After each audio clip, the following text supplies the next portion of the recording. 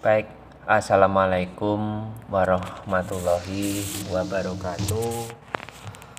Baik, teman-teman, kembali bersama saya Agus Wahyu Widodo. Pada kali ini bertepatan tanggal 27 Agustus 2020 ya. Pada kali ini saya ingin menjelaskan, mengklarifikasi kenapa alasan saya mau menerima jasa terapi pijat dan gurah atau penjualan bawang dayak ya setelah pulang kerja. Nah, ada beberapa hal yang perlu kita jelaskan pada kali ini ya. Nah, ini juga untuk memberikan penjelasan kepada pengikut atau penonton atau mungkin para pemirsa yang mungkin entah itu mempunyai Google Mail atau mungkin akun Google yang mungkin bisa ya entah apapun itu ya. Nah, pada kali ini kita akan menjelaskan poin-poin atau mungkin permintaan dari teman-teman ya. Kita menerima panggilan atau menerima jasa terapi pijat dan gurah itu bukan semata-mata untuk mencari keuntungan atau keuangan ya. Tapi memang selintas kalau kita pikir ya, bahwa memang dari keturunan keluarga kita memang sudah zaman Mbah Buyut dulu itu sudah menjadi tukang pijat ya. Jadi pekerjaan terapi pijat dan gurah ini saya gunakan untuk pekerjaan sampingan di waktu saya ada waktu yang sangat terluang setelah pulang kerja. Maka di sini saya ingin mengklarifikasi baik kepada pemirsa yang kemarin WA kita ya. Dan di sini jujur ya, saya tidak perlu menyebut nama A, B, C, D, E. Saya ingin menghindari semua hal-hal yang tidak kita inginkan ya. Jadi pekerjaan memijat dan menggurah itu bagi saya adalah pekerjaan sampingan yang betul-betul saya jalankan dari keyakinan, dari hati, bukan semata-mata untuk memperkaya diri, itu tidak ya. Memang ada beberapa pengakuan teman-teman ke teman lainnya atau mungkin para pengikut ya, yang kemarin BA sampai akhirnya nomor baru ya, tapi tidak saya anggap ya. Ya sudahlah, itu kalau menurut penilaian orang panggilan pijat itu memalukan, silahkan, itu terserah dari yang menilai. Tapi bagi saya pekerjaan terapi pemijat atau menggurah itu adalah pekerjaan yang sangat mulia ya. Kita butuh ya, kita bisa dipanggil setelah pulang kerja ya. Jadi memijat itu adalah pekerjaan sampingan saya. Jadi keseharian saya itu kalau pagi kewajibannya bekerja ya, mulai dari jujur ya, mulai dari pagi sampai sore itu saya memijat ya. Jadi saya bikin konten seperti ini bukan bermaksud untuk memperkaya diri atau mencari keuntungan dan lain sebagainya, tidak. Karena saya manusia, punya rasa, punya hati, jadi tidak semata-mata. Jadi apa yang orang pikirkan tentang kita ya. Dan saya juga tidak pernah menentukan berapa tarif, berapa lama pemijatannya. Nah, kemarin juga ada yang bertanya, Mas, ijazahnya apa ada memijat? Ya kalau tujuannya ingin memijat silahkan, kita layani sesuai dengan sebisa saya ya.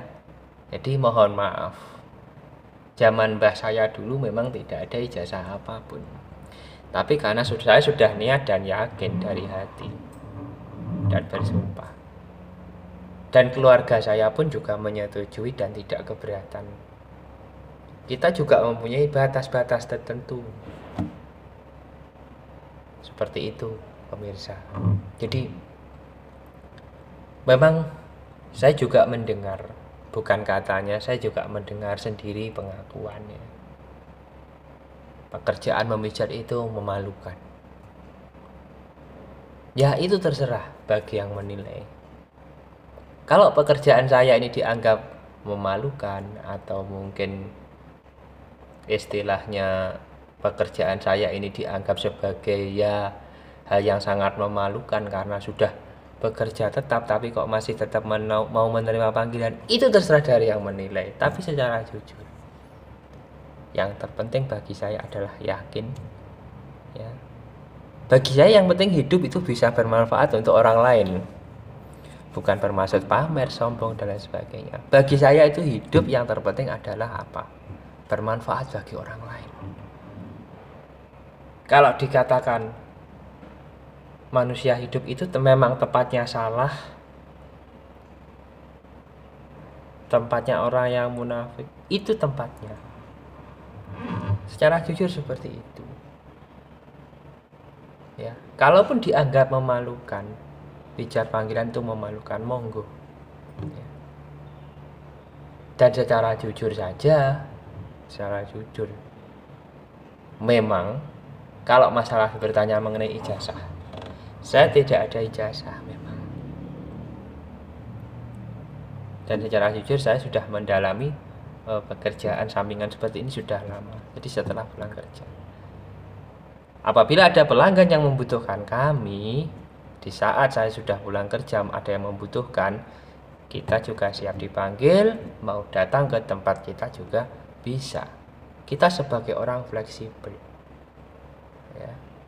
Makanya saya bilang, bagi saya hidup selama bisa bermanfaat bagi orang lain, bagi sesamanya, akan saya lakukan. Tetapi juga ada batas toleransi tertentu yang harus saya pegang. Kurang lebih seperti itu. Makanya video ungkapan seperti ini perlu saya ungkapkan. Ya. Memang mungkin ada beberapa mungkin ya para pemirsa atau ya walaupun ada orang-orang yang geram, tapi saya di sini tidak perlu menyebut A, B, C, D, E. Ya. Kalaupun ada yang memfitnah saya seperti apa dan apa, pemalu dan sebagainya, tapi saya tidak akan marah dan saya sudah maafkan mereka. Kalau dosa itu masih bisa terulang, tapi yang saya takutkan adalah karma. Bagi saya karma tidak dapat dipertukarkan dengan apapun.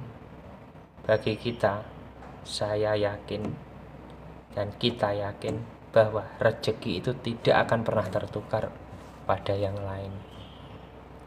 Nah, makanya saya mengungkapkan di sini, ya.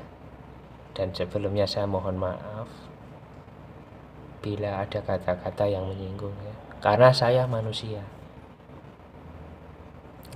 Makanya ungkapan saya seperti ini karena apa? Daripada marah saya wujudkan lewat benturan fisik. Ya, makanya saya ungkapkan, saya jelaskan. Karena saya manusia, punya rasa, punya hati, juga punya kebutuhan yang sama. Juga punya kebutuhan ekonomi. Kita manusia di mana-mana sama.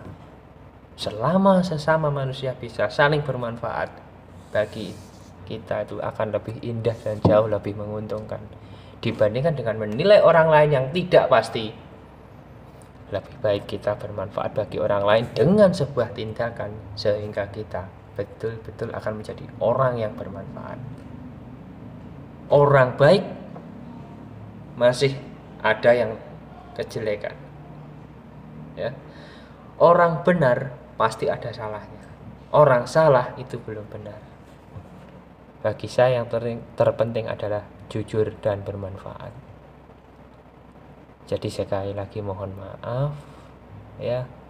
Saya harus mengungkapkan, ya, saya harus mengungkapkan semua ini, ya. Jadi tidak ada maksud apapun di sini, ya. Makanya di sini saya ingin menjelaskan, mengklarifikasi lewat video ini, seperti inilah saya. Ya, terima kasih. Akhirul kalam. Wassalamualaikum warahmatullahi wabarakatuh.